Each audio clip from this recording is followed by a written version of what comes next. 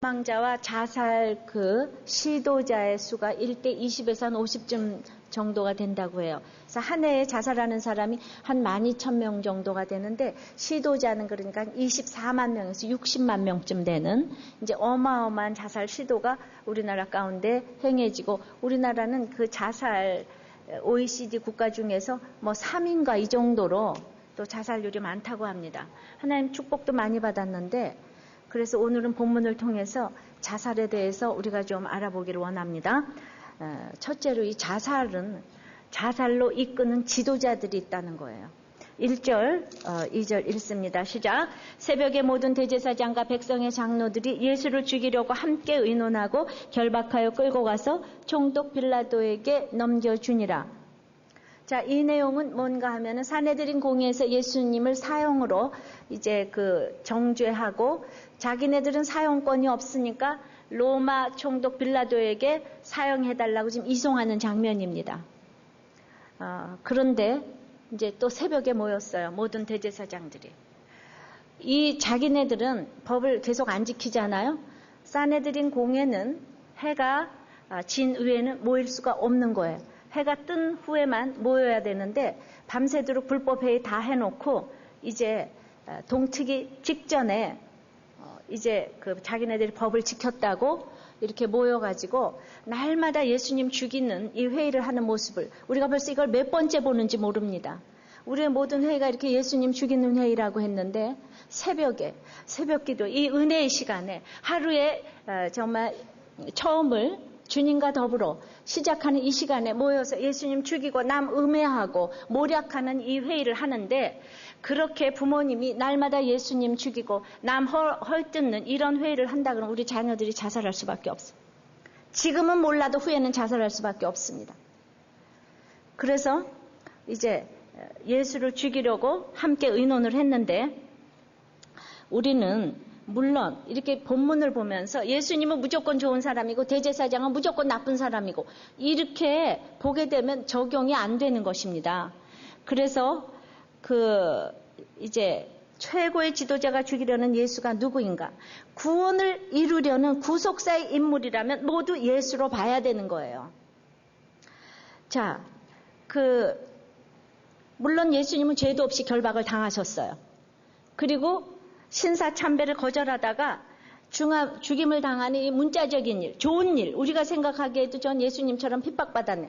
그 문제가 참 쉬워요. 간단해요. 그러나 지금은 예수 믿는다고 감옥에 가는 시대가 아니에요.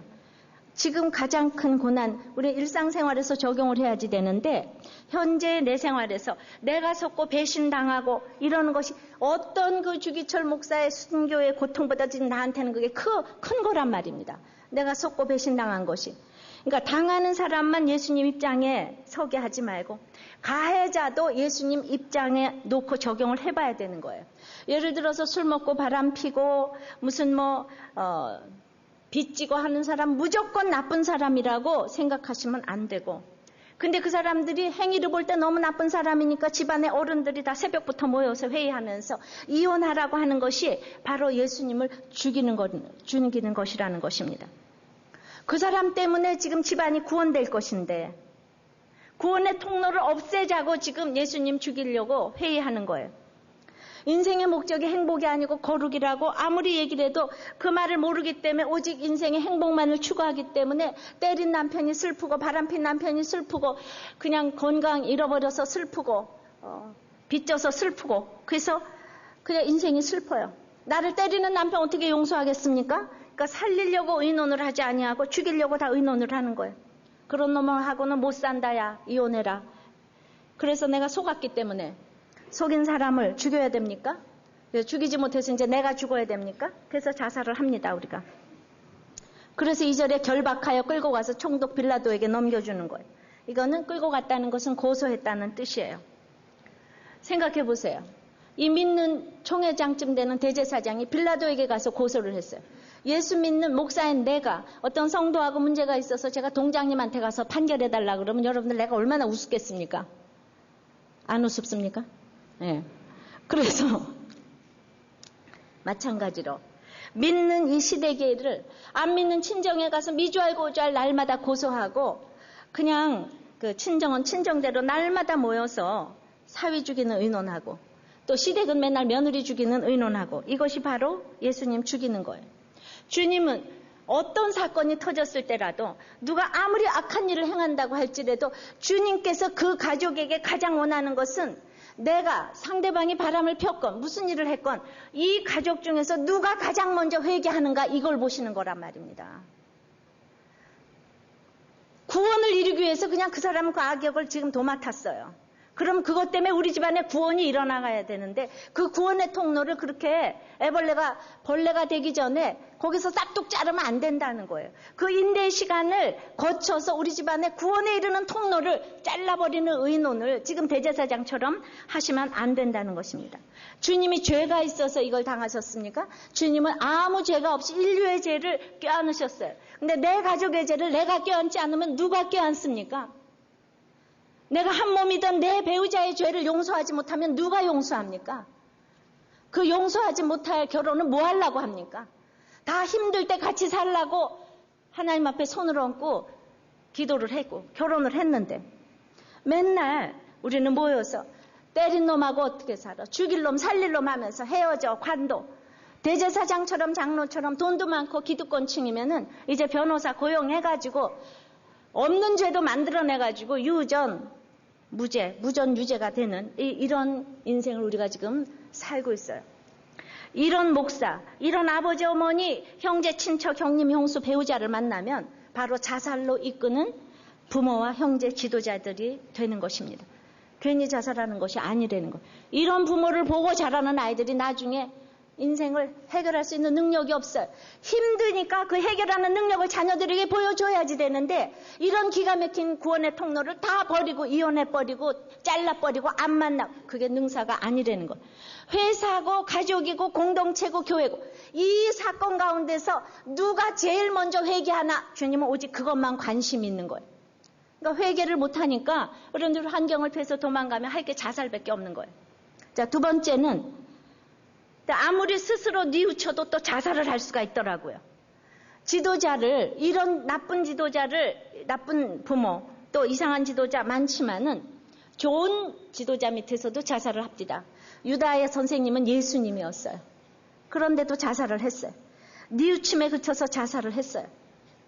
그런데 유다는 어떻게 뉘우쳤는가를 우리가 봅니다. 3절 4절 때에 예수를 판 유다가 그의 정죄됨을 보고 스스로 뉘우쳐 그 은 30을 대제사장들과 장로들에게 도로 갖다 주며 가로되 내가 무죄한 피를 팔고 죄를 범하였도다 하니 저희가 가로되 그것이 우리에게 무슨 상관이 있느냐 내가 당하라 하거늘. 자, 예수를 판 유다가 그의 정죄됨을 보고 뉘우쳤다고 그랬어요. 정죄됨. 예수를 사형에 정죄했잖아요.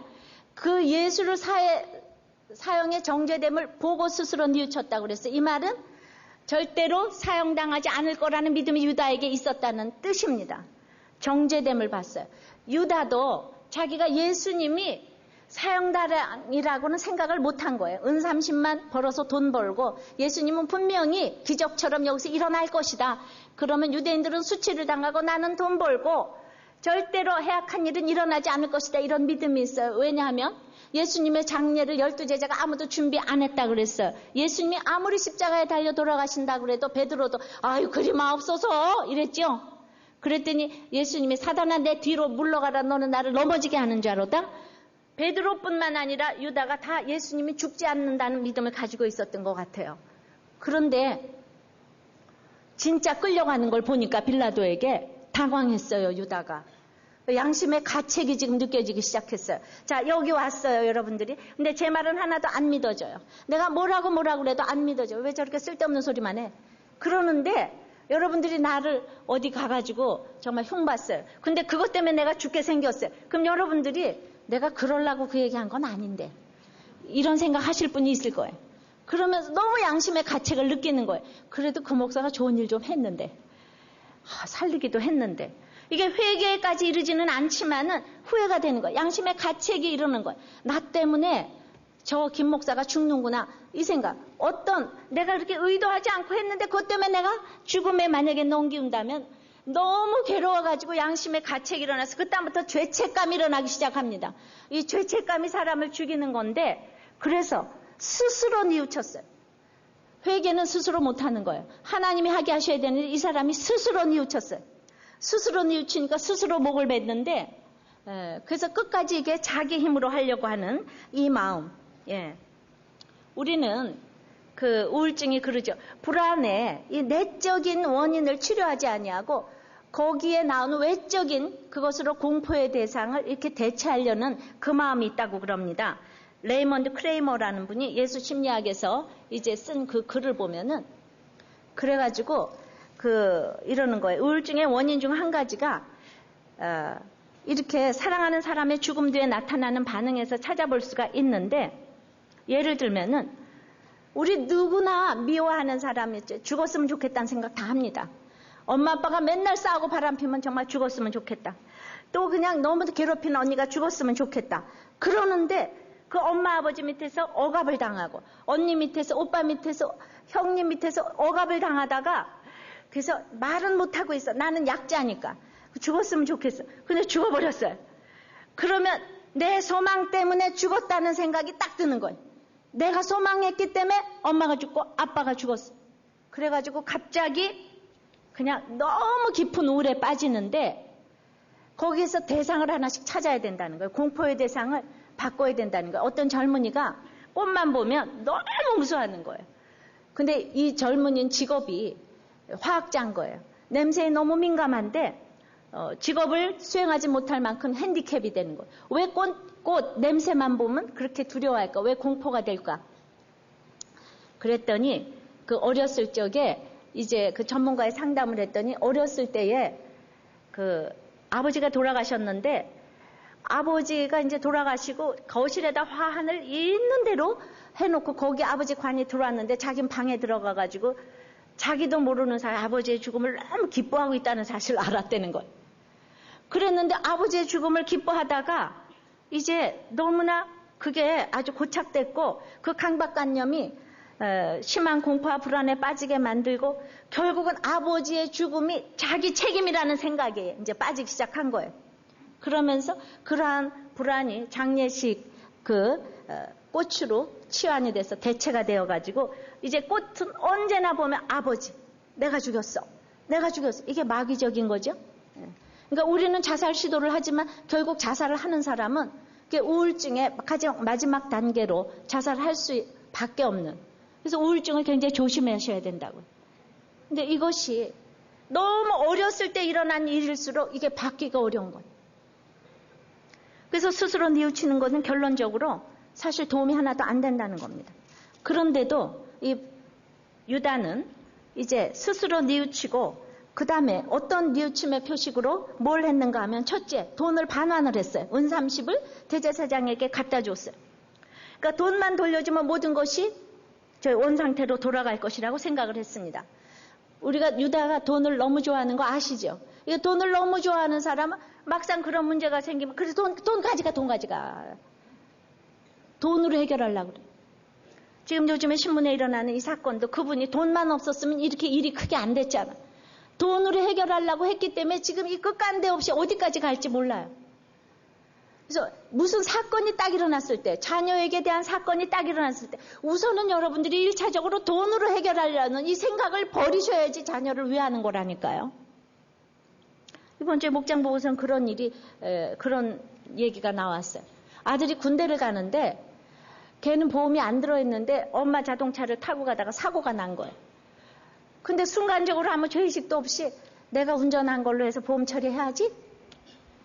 그렇게 해서 보험 처리하려고 그랬는데 수요예배 오니까 부모를 애들이 다 보고 있다.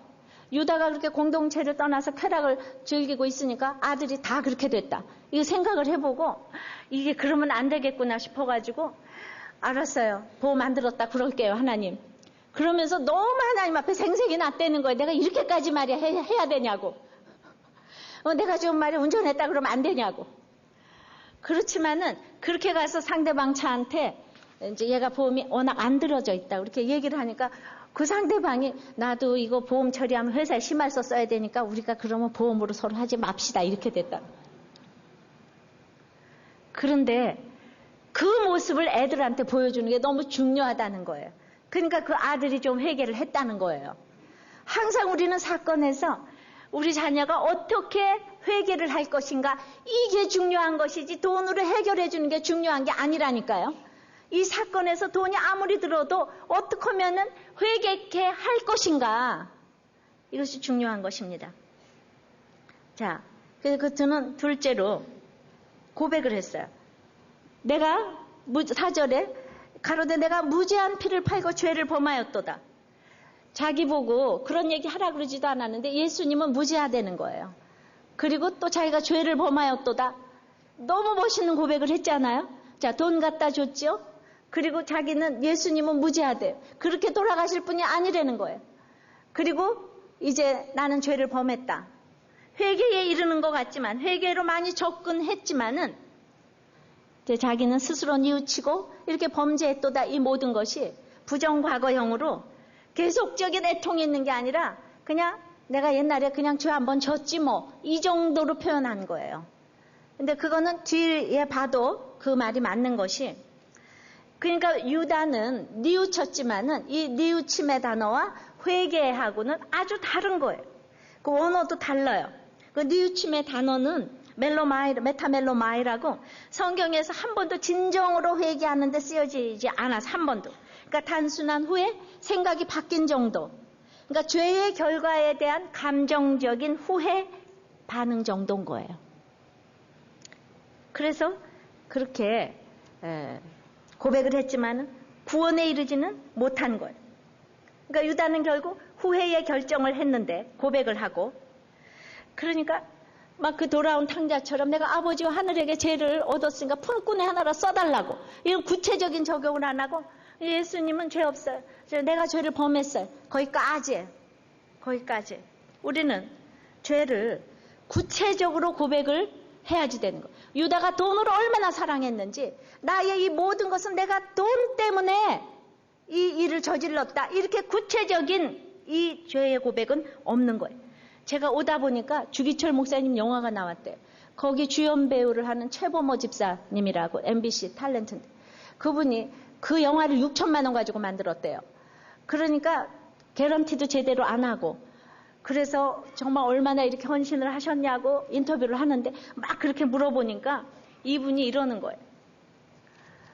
나도 드디어 주인공 하나 맡았는데 그냥 남들이 전부 다 자동차 이제 하나 큰 걸로 바꿔야 되지 않겠냐, 다 그랬다는 거. 기독교 방송 나와서 이러는 거예요. 그러니까 자기 보고 이렇지만 자기는 이렇게 칭송을 받을 그게 하나도 못 되고 너무 물질만 생각하고 내가 이런 영화 나가는 게 맞는가, 사실 그런 얘기밖에 안 했다고. 그런 생각밖에 안 했다. 너무 회개할 것밖에 없다고 이제 그런 인터뷰하는, 갑자기 있잖아요. 제가 너무 정신이 뻗쩍 나서 그 얘기가 들리더라고요. 그분이 그렇게 구체적으로 얘기를 하니까 사람을 살리는 거예요. 계속 자기가 이런 거기에 합당한 사람이 못 된다고. 그래서 제가 그분이 큐티하셨나 생각을 했습니다. 우리 남편도 죽기 하루 동안에 하나님 용서해 주세요, 회개합니다, 그렇게 성령이 임하지 않는 얘기를 했어요. 근데 맨 마지막에 낙태 수술했다는 걸 고백했잖아요. 그 자기의 결정적인 이 죄를 고백해야 되는데 내가 얼마나 돈을 사랑했는지, 이건 회개에 이르지 못했어요. 후회로 끝났습니다. 그러므로 이제 그걸 갖다 주니까 아무도 안 받아줬어요. 그러니까 5절에 유다가 은을 성소에 던져놓고 물러가서 스스로 목매어 죽었어요.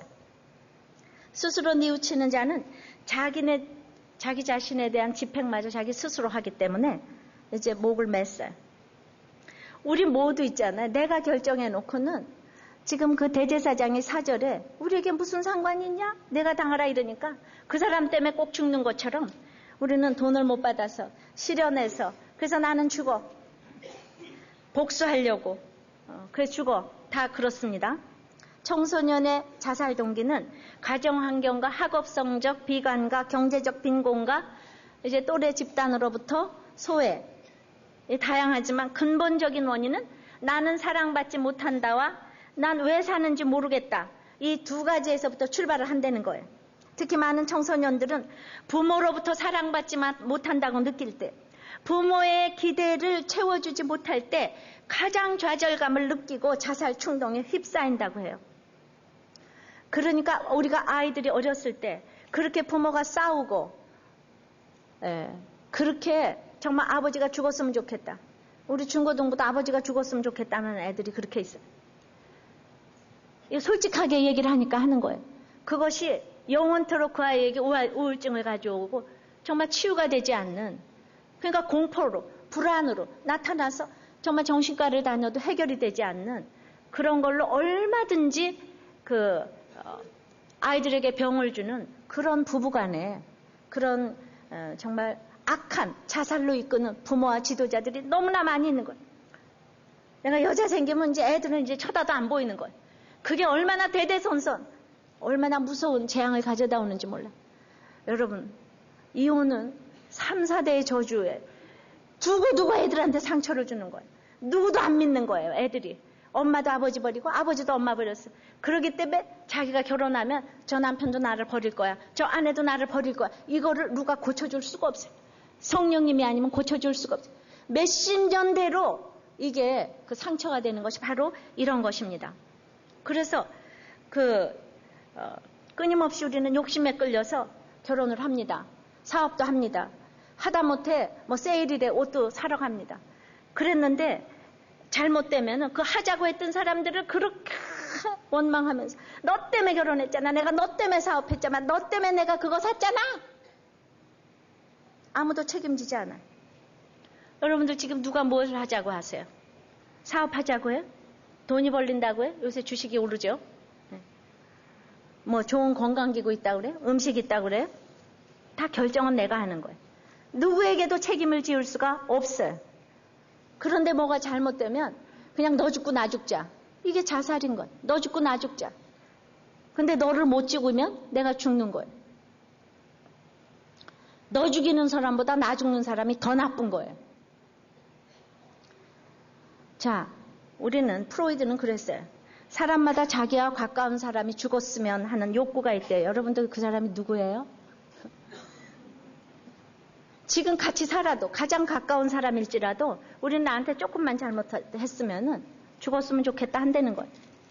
그랬는데 그 대상으로 향하는 살해 의지가 자신에게 향하는 것이 자살이라고 그랬어요. 자신에게로 방향이 돌려진 적대감이라고 그랬어요. 자살은 누구도 어떻게 할 수가 없어요. 윈스턴 처칠의 맏딸 다이아나 처칠은 자살자를 돕는 사마리아인이라는 봉사기관에서 일했는데 그 여자도 자살했어요. 뭐 봉사한다고 안 되는 것이 아니에요. 그러니까 자살하는 거는 그냥 무서워야 돼요. 여러분들이 그렇게 이한 열사처럼 그렇게 딱 죽으면 안 되는 거예요. 공양미 300석의 심청이처럼 인당수에 빠져 죽는 것이 우리나라에서는 굉장히 효라 그러지만은 그거는 죄인 거예요. 그 죄를 알려주라고 유다 보고 제자 훈련 시켰는데 자기가 더 앞서 자살을 해버렸어요. 그러시면 안 되는 거예요. 그러니까 이 가치관을 바꾸려니까, 이 유교적인 가치관을 바꾸려니까 제가 얘기할 때마다 참 너무 이상한 소리를 한다고 계속 그렇게 반응을 보이시는 분들이 계시는 거예요. 자살은 무서워야 되는 거예요. 고은 목사가 그랬더라고요. 자기는 예수 믿기 전 20살 때 폐결핵 3기였는데 그때 자살을 몇 차례 생각했대요. 농약을 먹고 죽으려다가 목으로 넘어갈 때 고통을 상상하고 두려워서 그만뒀대요. 목을 매 죽으려다가 숨이 막힐 것 같아서 그만뒀대요. 낭떠러지에서 떨어서 죽으려다가 바위에 두개골이 산산이 부서질 걸 생각하니까 또 못 죽었답니다. 동맥을 칼로 끊으려다가 피 흘리는 고통이 끔찍해서 실행에 옮기지 못했대요. 근데 예수 믿고 나서 인생이 180도 바뀌어서 폐결핵 3기 때 또 자살을 생각했는데 지금 폐결핵 3기보다 더 암말기에도 죽지 않고 살아가고 있는 것은 예수로 인해서 전혀 새로운 인생 2라운드가 열리고 있기 때문이라는 것입니다. 저는 이제 이번에 자살 이 제목을 준비하면서 너무 힘들었다고 하는 집사님들한테 자살해 본 적 있냐, 자살 시도해 본 적 있냐 그랬더니 다들 없다 그러더라고요. 여러분들 자살 시도해 본 적 있어요? 있어요? 저는 있어요, 없어요? 저도 2번이나 자살 시도를 했어요. 여러분들 제 생각을 해보세요. 제가 그렇게 교양 있게 집에 혼자 있는데 제가 유다와 다말처럼 길이 안 보이는데 도대체 뚫릴 길이 없는데 제가 죽고 싶지 않겠어요? 그래서 저도 죽었다니까요. 제가 약을 2번이나 먹었다니까요. 그런데 치사량을 먹지는 않았어요. 왜냐하면 진짜 죽음이 두렵더라고요. 그래서 제가 그렇게 생각했어요. 야, 나같이 괜찮은 교양 있는 사람이 왜 죽는 게 두렵지? 그 생각이 들더라고요. 꽉 먹어버리면 될 텐데. 그렇게 꽉 먹어버리시면 절대로 안 돼요. 아셨어요? 치사하더라도 절대로 죽음의 입장에서는 치사하게 생각을 하세요. 하나님 나 이렇게 써야 되는데. 그러니까 내가 약을 먹어도 그냥 아무렇지도 뭐 나를 보고 동정하는 사람이 아무도 없더라고요. 그냥 나 혼자 먹고 나 혼자서 끝냈어요. 그냥 저는 분명히 자살을 2번이나 해봤다니까. 정말 제가 그러니까 여러분들이 아무리 힘들다고 그래도 내가 자살 시도를 예수 믿어도 2번이나 했다고요. 2번 이상 한 사람만 저하고 나와서 했다고 얘기를 하자고요. 인생을 논하자고. 아무리 힘들어도 여러분들이 자살 시도 안 해본 사람은 저한테 명함을 내밀지 말라고. 내가 오늘 괜히 목사가 된 게 아니라고. 그러니까 무슨 얘기만 하면 내가 안 걸리는 게 하나도 없다니까요. 하나 무시하면 나를 따라올 사람이 없고 자살하면 또 나를 따라올 사람이 없고. 더 얘기해 보시자고. 예. 후회를 많이 하는 사람은 정죄감 때문에, 죄책감 때문에 이제 정신병원을 가야 되는 거예요. 정죄감이 나를 죽이는 거예요. 그러니까 유다처럼 예수님 믿지도 아니하고 죄를 저질러 놓고 막 또 미안해하고 그 다음에는 이제 자기가 그러니까 상대방을 너무나 미워하는 그 죄책감이 자기를 복수하려고 죽이는 거예요. 죽이는 거예요. 예. 그래서 여러분 아픈 사람 되지 않기를 바랍니다. 그러면은 제가 생각하기에는 이제 이렇게 그나마 유다가 그래도 내가 죄를 범하고 무지한 피를 흘렸다고 얘기하면은 대제사장이 이때 받아줘야 되는 거잖아요. 그렇게 내가 후회를 하고 있는데 지금 4절 후반에 뭐라 그러냐면은 내가 죄를 범하였다고 하니까 저희가 가로되 그것이 우리에게 무슨 상관이 있느냐. 내가 당하라 하거늘 이 대제사장이 그냥 유다가 와서 내가 죄를 범했다. 예수님은 무죄다. 이렇게 얘기를 하는데 전혀 받아들이지 않냐고 이제 그 대제사장들과 장로들이 어떻게 반응을 했는가. 3번째는 도무지 자살을 해도 상관이 없는 지도자가 있더라고요. 내가 아무리 자살한다 그래도 상관이 없는 사람이 있어요. 그래서 내가 당하라 그러는 거예요. 이 사람들은 완전 마귀 제사장인데 그들은 유다가 당하고 있는 이 죄책감과 두려움과 후회에 대해 너무도 무관심한 거예요.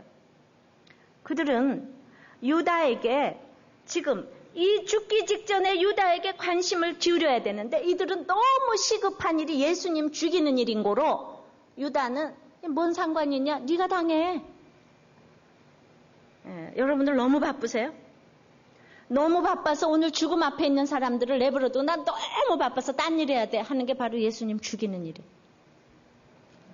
지금 내 앞에 와서 오늘 살려달라고 이렇게 애통절통하고 있는 유다를 난 너무 바쁜 일이 있는데 그거 다 있잖아. 예수님 죽이는 일이.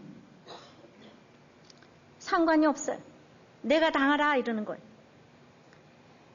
예수 믿으면서 제일 교만한 사람이 나하고 상관이 없는 거예요. 그게 나하고 무슨 상관이지? 예수를 믿으면서 그렇게 잘못된 결혼으로 이끌고 그렇게 극성부모가 돼서 애를 교육시켜놨는데 잘못 결혼해놓고 나서 나중에 이혼하고 이거 모두 다 네가 당하라. 내가 당하라. 우리는 부모라고 그래서 올바른 결정을 다 할 수 있는 것이 아니라는 거 여러분들이 아셔야 되는 것이 부모의 역량으로 모든 것을 결정하게 해놓고 끊임없이 나쁜 결정으로 이끄는 부모가 너무나 많아요.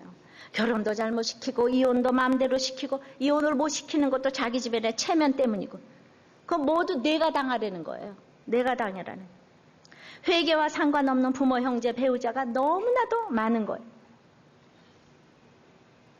마지막에 찾아온 이 후회하는 자를 보듬고 인정해서 회개로 이끌어야 하는데 우리는 나하고 뭔 상관이야. 내가 당하라.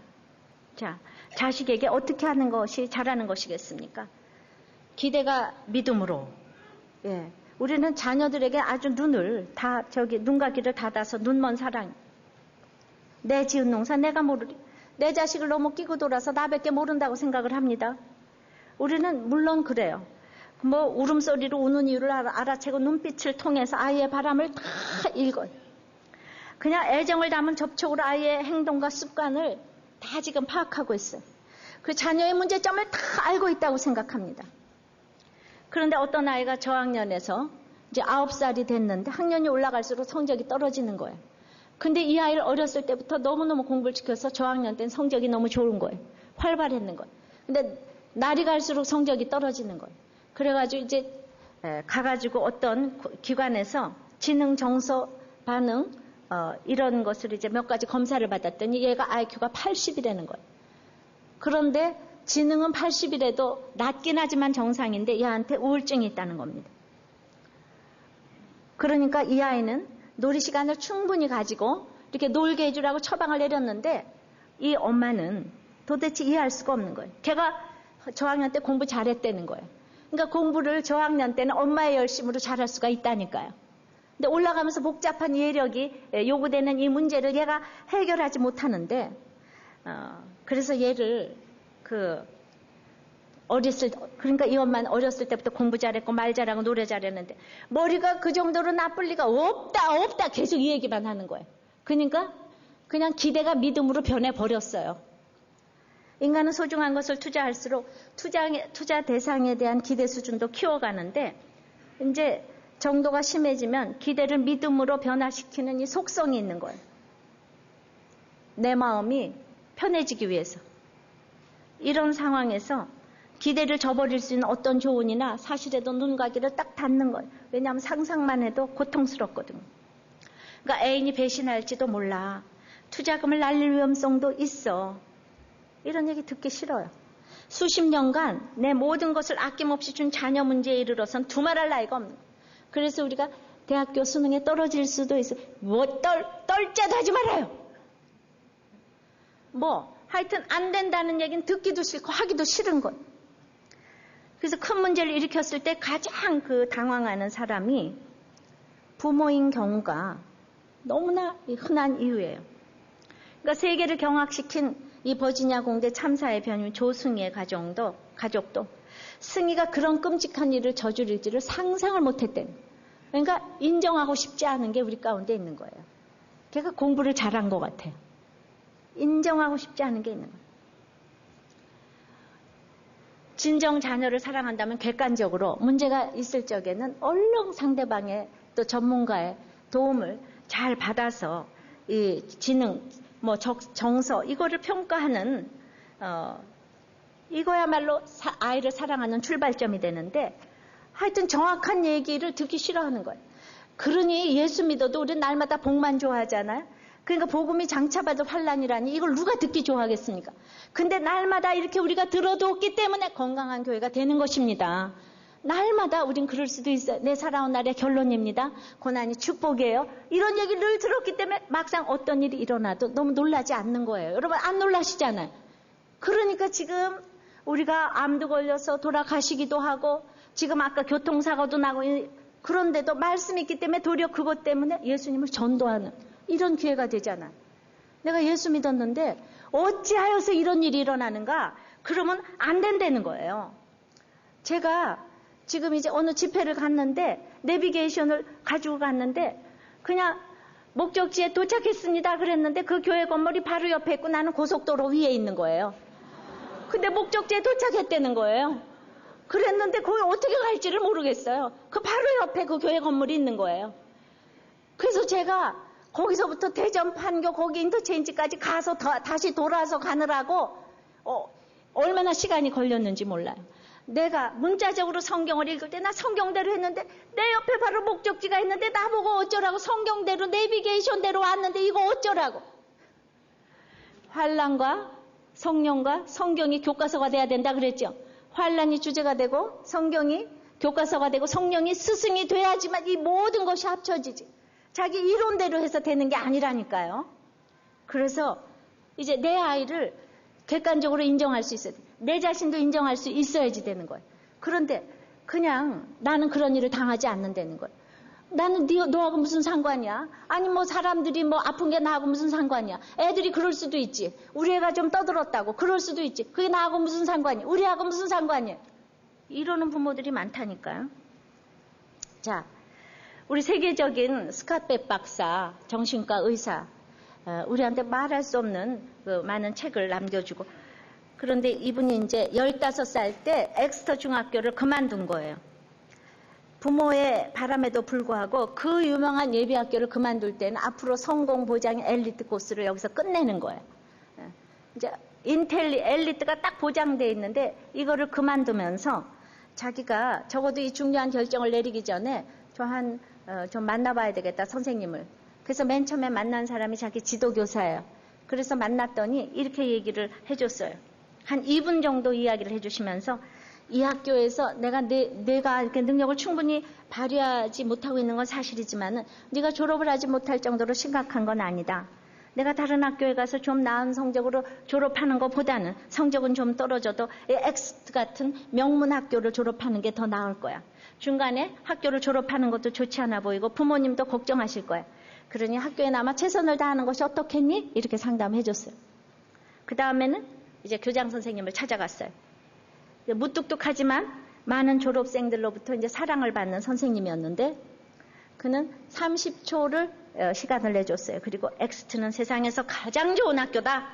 헛기침을 하면서 넌 지금 어리석은 생각을 하고 있는 거야. 자, 정신 바짝 차리고 자자자 열심히 해보자고 이 친구야. 이렇게 얘기를 해줬어요. 비슷하지 않습니까? 네. 그런데 이 스카페급이 기분이 점점 더 참담해지면서 자기는 3명 정도는 조언을 들어야 될 것 같아가지고 이제 수학 선생님 한 분을 찾아갔는데 그분은 친해서 간 것도 아니고 알아서 간 것도 아니고 그냥 냉정해 보이고 수학적인 냄새가 나는 사람이었지만 오직 그분이 천재 선생님이라는 그것 때문에 찾아갔대. 천재는 뭐라고 얘기를 할까? 그랬더니 수학 선생님이 이제 이야기를 하게 내버려 뒀대. 5분 정도 시간이 지났대요. 그때 난 아직 네 얘기 이해할 수가 없다. 엑스트 학교 가족 하나님 그리고 네 머릿속에 떠오르는 얘기를 마음대로 좀 해봐라. 그래서 이제 10분 정도 또 두서 없는 얘기를 막 이제 늘어놓았대요. 그래서 합해서 15분 정도 이야기를 했는데 그게 이제 우울한 기분에 빠져있던 이 스카펙 말도 할 줄 모르고 이 15살 스카펙의 기분을 굉장히 고무시켜줬다는 거예요. 그러더니 이야기를 마치니까 몇 가지 질문해도 되겠느냐고 물었대. 그러니까 선생님 관심을 보이니까 너무나 이제 놀라가지고 예.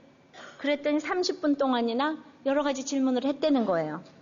이제 그래서 마침내 45분 정도의 시간이 지났는데 이 냉정해 보이는 수학 선생님이 너무나 고통스러운 표정을 지으면서 의자 뒤로 몸을 젖히면서 그랬대요.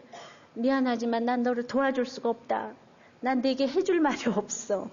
너도 알겠지만 그 완전히 다른 사람의 입장이 돼본다는 건 아주 불가능한 일이구나. 내 입장이 되었다고 해도 나는 내가 무엇을 해야 될지 전혀 모르겠다. 솔직히 어떤 조언을 해줘야 될지 몰라.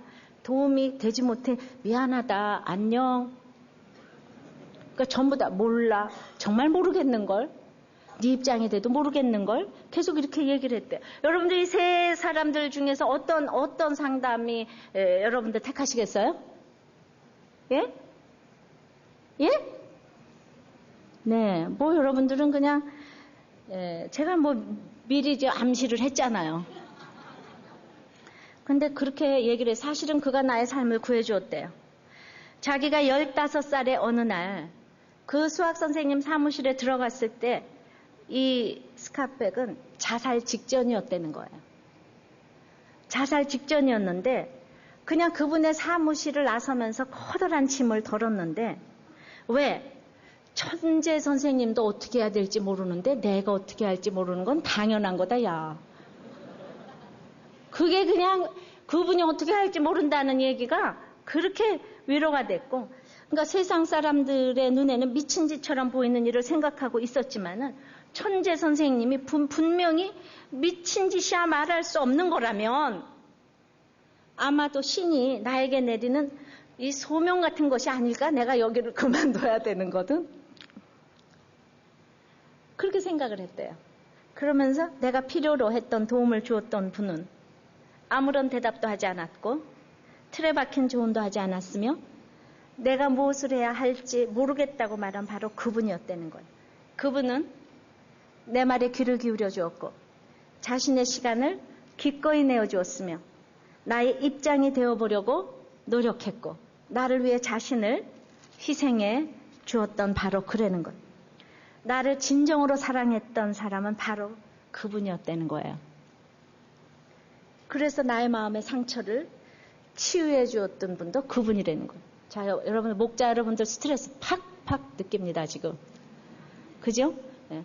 우리가 다른 사람들을 살린다는 거는 그냥 가르쳐서 되는 게 아니에요. 끝도 없이 얘기를 들어줘야지 되고, 내가 아무런 정답을 내릴 수가 없어도 같이 울고, 같이 기뻐하고, 정말 내가 도움이 못 돼서 미안하다고, 그래도 같이 앉아서 들어주고, 너무 말을 많이 할 필요도 없어요. 그런데 네 일이 나하고 뭔 상관이냐? 네가 당해. 네 인생이 결론하냐?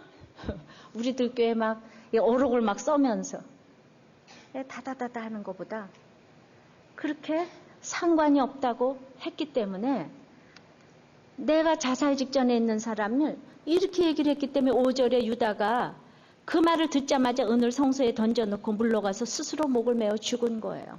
내가 오늘 하는 말이 다른 사람들을 죽음에 던져놓을 수 있다고요. 배우자, 부모, 형제, 네가 당하는 일은 나하고 뭔 상관이야? 네가 해결해. 부인이 아프다 그래도 네가 해결해. 네가 상처받은 건 나하고 무슨 상관이냐? 남편이 상처받았다 그래도 네가 상처받은 게 나하고 뭔 상관이야? 당신이 해결해. 이게 바로 자살로 이끄는 부모, 형제, 배우자, 지도자들이라는 거예요. 내가 한마디가 얼마나 중요한 일인지 모른다는 것입니다. 자, 우리는 인간 최고의 감정은 회개라 그랬어요. 그런데 비슷해 보이지만 후회와 회개는 너무나 다른 거예요. 회개는 마음과 삶의 변화로서 유턴을 뜻해요. 그런데 아까 죄의 결과에 대한 그 감정적 후회의 반응일 뿐인 게 후회라 그랬어요. 비슷해 보이지만 후회와 회개는 하늘과 땅 차이예요. 여러분들, 내가 아무리 힘든 환경에 있었어도 지금 내가 회개하고 돌아오면은 하나님은 우리를 구원해 주실 수가 있다고요. 그런데 이게 하늘과 땅 차이인 거예요. 내가 사랑도 하고 기뻐도 하고 무슨 쾌락을 느껴도 이 땅 최고의 감정은 회개라고요. 이 회개만 하시면 하나님께서 다 도와주실 것인데 유다가 그걸 끝까지 못했어요. 너무나 가슴 아픈 거예요. 우리는 믿음의 배신자는 하나님과 사람에게 다 버림을 받게 돼 있어요. 장로들은 유다의 괴로움을 보고 일말의 동정도 관심도 없어요. 내가 괴로워서 찾아다니고 상담받고자 하고 상담해준 박사, 목사라고 해도 내가 막상 일이 일어나면 상관없는 사람들이 많이 있어요. 우리가 끝까지 찾아갈 사람을 분별 못했기 때문에 내가 택함받지 못한 유다처럼 될 수밖에 없습니다. 높은 그 대제사장이 은 30을 달아줄 때는 얼마나 좋았겠어요. 유다가 그 높은 대제사장하고 논다고 얼마나 뻐겼겠습니까? 우리 나의 아픔에 상관이 없는 교인들이 많은 시대에 살고 있어요. 여러분들은 그게 나하고 무슨 상관이 있느냐? 지금 이렇게 얘기하는 게 뭐가 있겠습니까? 다 문제 하나 없고 문제 부모밖에 없다는 걸 모르십니까? 지금 우리 애들이 죽어간다 그러는데 그게 나하고 무슨 상관이냐고 계속 바람피고 계속 때려대고 계속 술 마시고 그게 나하고 무슨 상관이냐? 네가 당하라. 내가 술 먹는 거하고 너하고 무슨 상관이냐? 이거 다 마찬가지 얘기인 거예요. 애들이 지금 다 가만히 있어도 결국 나중에 이 우울증이 오는 거 다 부모님의 삶의 결론이라고. 이게 바로 자살로 이끄는 지금 그 역할을 모두 하고 계신 거예요. 새벽 기도 가고 철야 기도 가고 맨날 모여서 예수님 죽이는 의논하는 거예요. 바빠요? 바쁘다고 지금 자살 직전에 애가 와서 얘기를 하는데 상관없다고 그렇게 얘기하셔야 되겠습니까? 자, 6절서부터 10절까지는 시간이 넘어가서 그냥 읽겠어요. 자, 대제사장이 그 은을 거두어 가로되 이것은 핏값이라 성전고에 넣어둠이 옳지 않다 그랬어요. 그들도 이 돈이 핏값이라 성전에 넣어둘 수 있는 죄값인 것을 알았어요. 그래서 이제 의논한 후 이것을 토기장의 밭을 사서 나그네 묘지를 삼았으니 그러므로 오늘날까지 그 밭을 피밭으로 일컫느니라. 이에 선지자 예레미야로 하신 말씀이 이루어나니 일렀으되 저희가 그 정가된 자 곧 이스라엘 자손 중에서 정가한 자의 가격 곧 은 30을 가지고 토기장의 밭값으로 주었으니 이는 주께서 내게 명하신 바와 같으니라 하였더라. 예, 이건 너무 길게 못합니다. 하여튼 이거는 스가랴 11장의 12절의 성취고 어떤 일이 일어나도 예수님을 팔아먹은 그 돈조차도 이방인의 묘지를 나그네의 묘지를 사는데 쓰여졌다는 거예요. 거기에 유다의 묘지도 있었기 때문에 결국 영적으로 이방인인 사람은 너무나 유다처럼 수치를 받을 수밖에 없는 메시지를 우리한테 주셨어요. 지금 여기 와서도 나 혼자 이방인이야. 나 혼자 이게 공동체에 들어오지 않아요. 그럼 여러분들은 유다처럼 수치를 당할 수밖에 없고 후회해서 자살할 수밖에 없는 그런 인생인 것을 여러분들 아셔야 되는 거예요. 그러니까 우리는 자살은 해서도 안 되고 정말 우린 자살을 막아야 돼요. 자살을 회개할 기회가 없기 때문에 타살보다 너무나 나쁜 죄인 거예요. 거기다 자살 테러는 더 제일 나쁜 죄인 거예요. 해도 안 해도 되는 것이 아니에요. 제일 나쁜 죄인 거예요. 이제 우리는 말씀을 맺어요. 자살로 이끄는 문제 부모 지도자들이 너무나 많이 있습니다. 스스로 뉘우치면서 스스로 자살하는 사람도 너무나 많이 있어요. 참으로 우리는 제 베드로는 주님을 부인하고 저주하는 무서운 죄를 범했지만은 그래도 주님의 말씀이 생각나서 통해 자복했어요. 회개할 수 있는 것보다 축복은 없습니다. 자살이 상관이 없는 지도자들도 너무나 많이 있어요. 남의 아픔이 상관이 없어서 무관심한 부모 형제도 많아요. 우리는 들어주고 같이 아파해주는 사람이 되기를 바랍니다. 특히 저는 자살한 가족들, 우울증 식구들, 성도들 모두 해서 천국을 누리는 여러분들 되시기를 바랍니다. 우리는 오늘도 예수가 우리를 부르는 소리를 듣고 이제 그 콜링에 응답을 하셔야 돼요. 이 세상에 가장 오늘 택해야 될 것은 예수가 부르는 소리를 듣는 것입니다.